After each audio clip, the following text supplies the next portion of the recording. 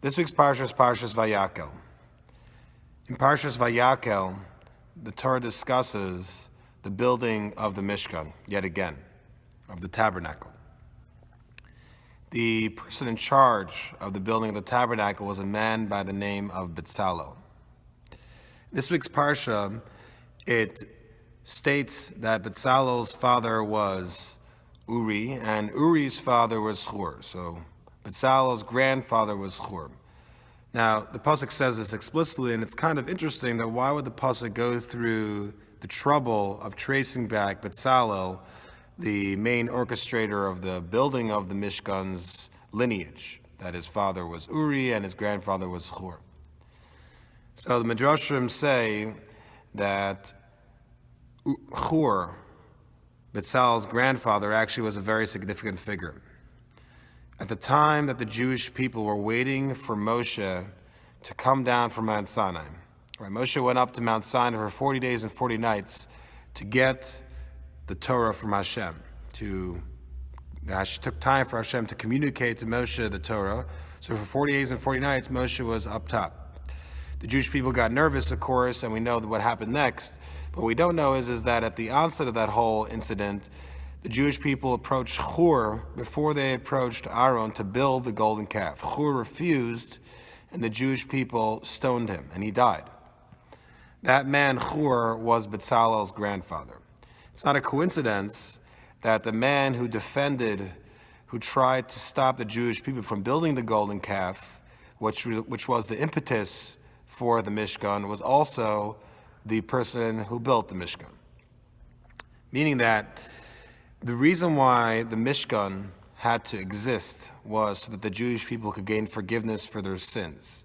Primarily, the tabernacle, the Mishkan, was to forgive for the sin of the golden calf. The Jewish people constructed an image and served the image. They served basically idols.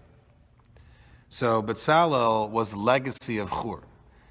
Bezalel was the person who would continue Hur's legacy. From here you see a very important lesson. If you would see the episode with Hur, him trying to stop the Jewish people from building a golden calf and serving idols, you would think, how sad. He tried so hard, but he didn't succeed. They killed him in the end. All of his efforts were for naught because it didn't work. He wasn't successful in his endeavor. But that's not the way it works.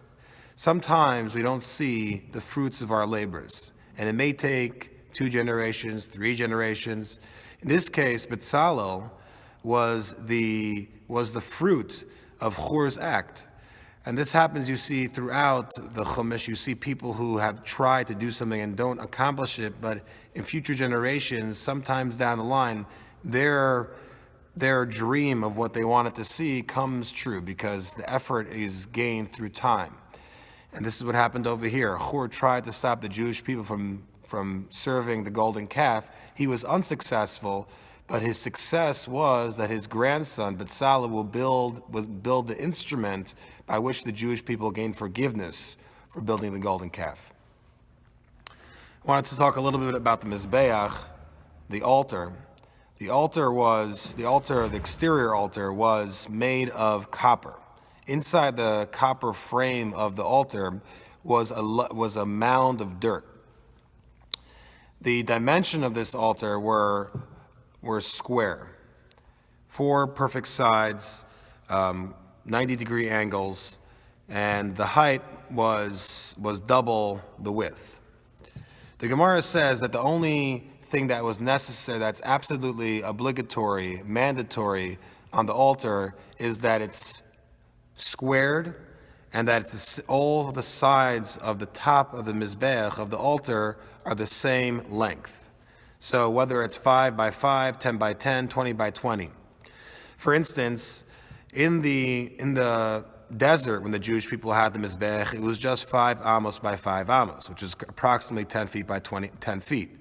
But once they had the temple, the Mizbeach, the altar, was much, much larger. But at the same time, same length on each side, and always 90-degree angles, perfect square, the top of the altar. Another interesting fact about the altar was that the mound of dirt underneath the altar meaning that when the temple was in Yerushalayim, not the Mishkan, not the tabernacle in the desert, that mound of dirt that was beneath the Mizbeach was actually the same mound of dirt which Hashem used to create the mud to create the first man, Adam. That's what the Medrash says, that's the same exact dirt.